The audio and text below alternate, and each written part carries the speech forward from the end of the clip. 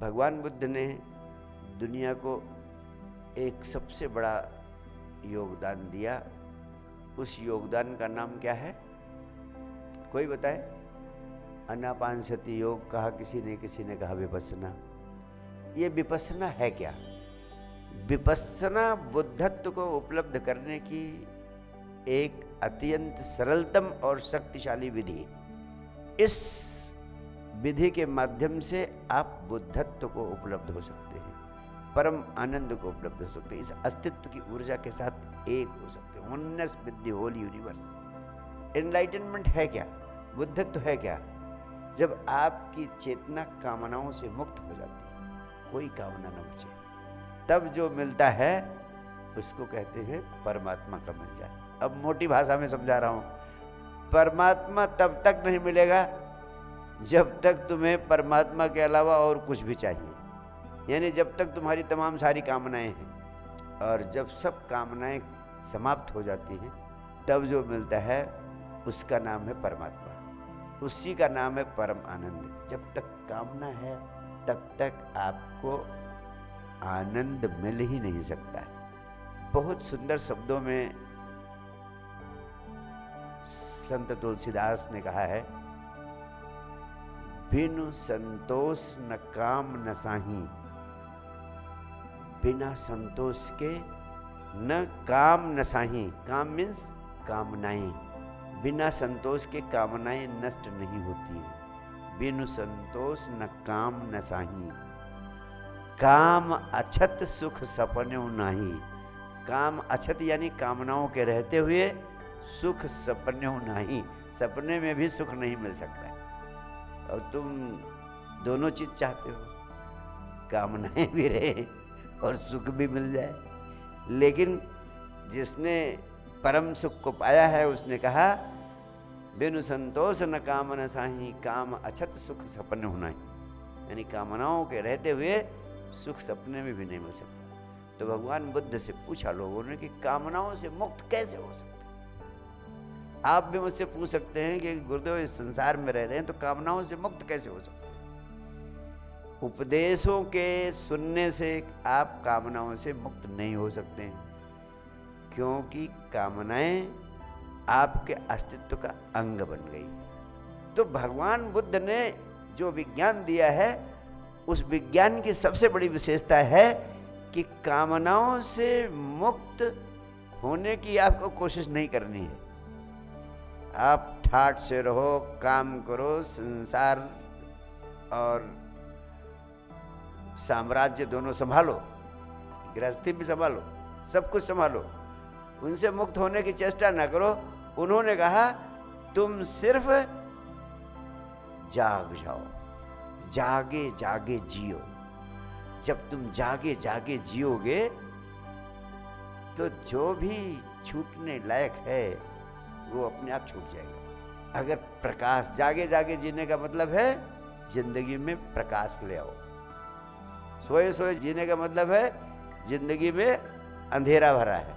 तो भगवान बुद्ध ने कहा जागे जागे जियो, यानी जिंदगी में प्रकाश लाओ। जब प्रकाश आएगा तो अंधेरा अपने आप भाग जाएगा, सांप बिच्छू अपने आप भाग जाएंगे।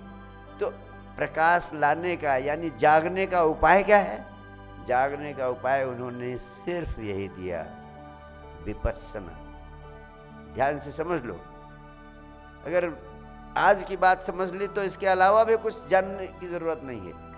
भगवान बुद्ध ने इतना बड़ा योगदान दुनिया को दिया है, अगर उतनी बात समझ में आ जाए तो सारा खेल खत्म हो जाता है। इसीलिए 2500 साल के इतिहास में बुद्ध सारी पृथ्वी पर फैल गए और आज सारी दुनिया में बुद्ध का संदेश इतनी गंभीरता से लिया जा रहा है। और मैं कहता हूँ इससे सरलतम सूत्र कोई हो नहीं सकता। और ये सूत्र ऐसा नहीं है, भगवान शिव ने विज्ञान भैरव तंत्र में जो 112 विधियाँ दी है उसमें से पहली विधि विपस्सना की ही।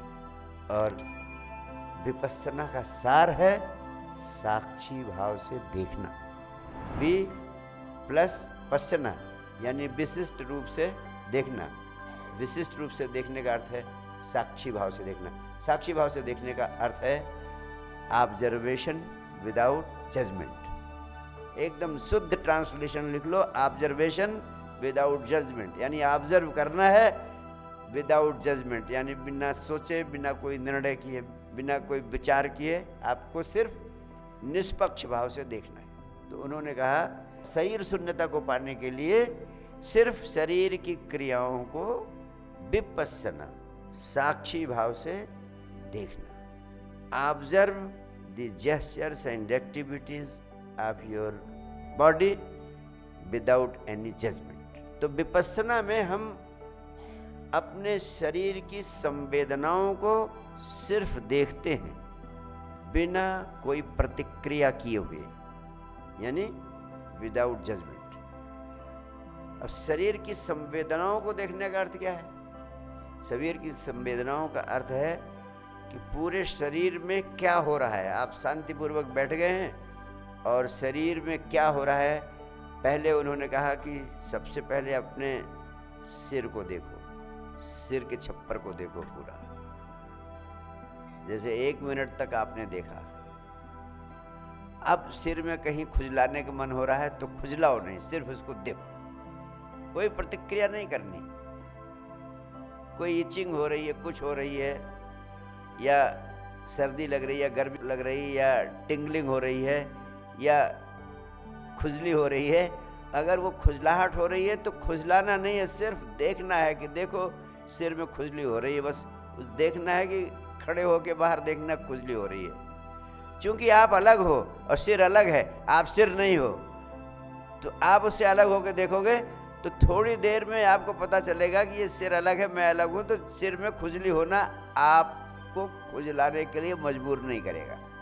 अभी जरा सा भी खुजली होती तो आपका हाथ चला जाता है, खुजलाने लगते हो, बेहोशी में भी खुजलाने लगते हो। क्यों? क्योंकि सिर को आपने अपना होना मान लिया है। यानी सिर में कोई संवेदना हो, अगर आप होश पूर्वक देखोगे तो उससे अलग हो जाओगे और बिना खुजलाए आप उसे देख सकोगे।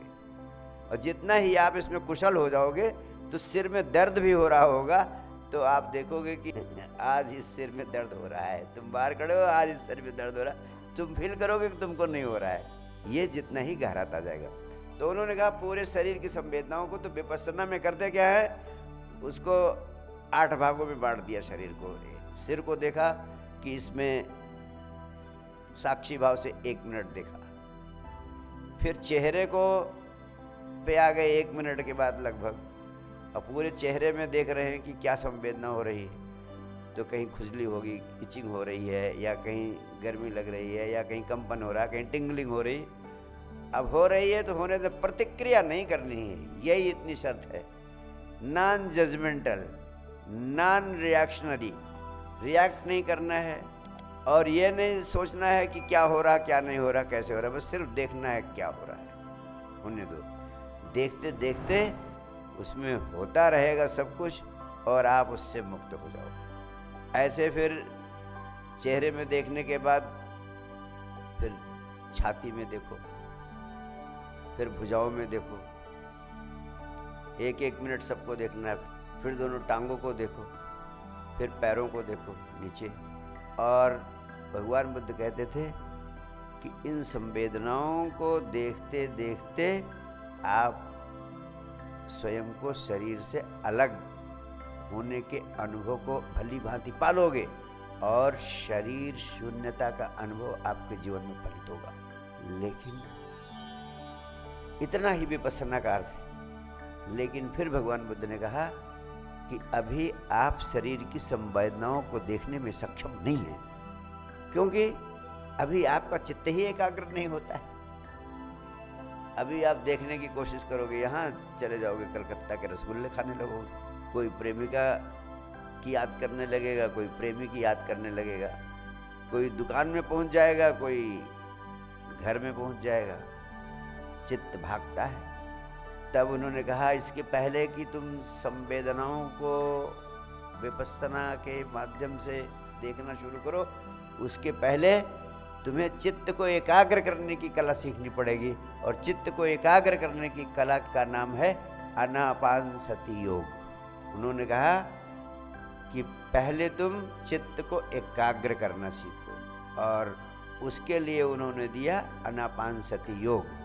तो विपस्सना के दो आयाम हैं। पहला आयाम है, पहले आप संवेदनाओं को नहीं देखेंगे, पहले आप अपने चित्त को एकाग्र करने के लिए आनापानसति योग का अभ्यास करेंगे। तो पहला आयाम है आनापानसति योग और दूसरा आयाम है विपस्सना।